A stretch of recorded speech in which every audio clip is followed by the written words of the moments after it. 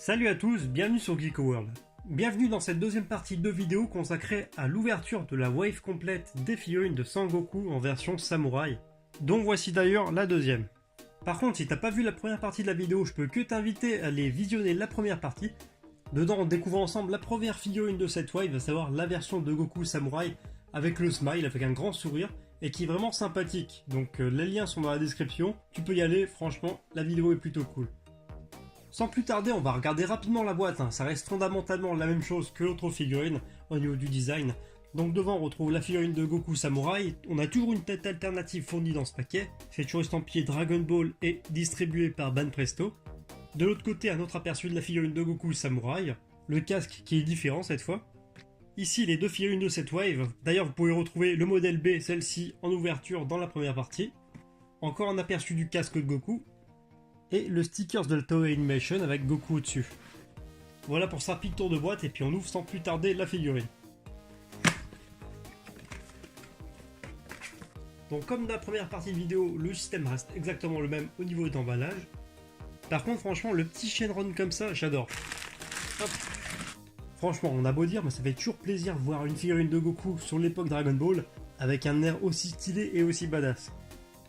Bon alors, tout comme l'autre figurine, le produit est vraiment original et j'adore vraiment le rendu de cette Goku, surtout avec l'air sérieux. Et finalement, je préfère peut-être limite la version du casque avec le Shenron doré au-dessus comme ça que la Dragon Ball. Je trouve que ça rend peut-être un peu plus stylé, peut-être que ça donne même limite un côté un peu plus historique à la figurine, un peu plus prestigieux, je sais pas, mais en tout cas finalement, ça rend plutôt pas mal ce petit Shenron.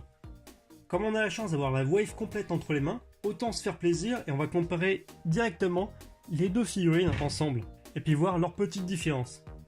Ensemble, une fois réunis comme ça, les deux figurines sont vraiment originales, ça rend vraiment super bien, mais le seul truc qui est dommage, c'est qu'il n'y a pas trop de différence entre les deux figurines, mis à part le visage et le Shenron, et de l'autre côté, il y a une boule de cristal. Dans la première partie de vidéo, je vous avoue que j'avais carrément un gros coup de cœur pour la figurine de Goku avec le sourire, mais maintenant que j'ai les deux figurines entre les mains, je dois vous avouer que le petit Goku avec un air badass comme ça rend vraiment aussi super bien. Quel est votre préféré des deux? Je vous laisse l'indiquer dans les commentaires.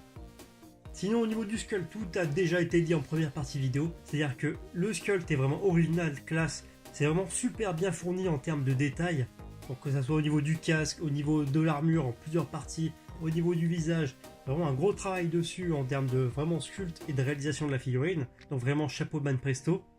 Mais malheureusement en termes de peinture et de couleur, ce deuxième modèle n'échappe pas aux défauts du premier. C'est-à-dire que visuellement on n'a aucun dégradé sur la figurine. Là les pièces sont orange mais d'une seule tonalité d'orange. C'est pareil sur le reste de l'armure. C'est pareil pour les couleurs noires sur la figurine, pour le casque, etc. Ça n'empêche pas la figurine d'être vraiment cool, certes, mais c'est un peu dommage et ça casse un peu le charme qu'aurait pu avoir encore plus la figurine si elle avait vraiment eu un travail de couleur un peu plus approfondi. Par contre encore une fois, le petit détail qui fait vraiment plaisir au niveau de cette figurine, c'est le Shenron, qui donne vraiment beaucoup de prestance et de classe à cette figurine.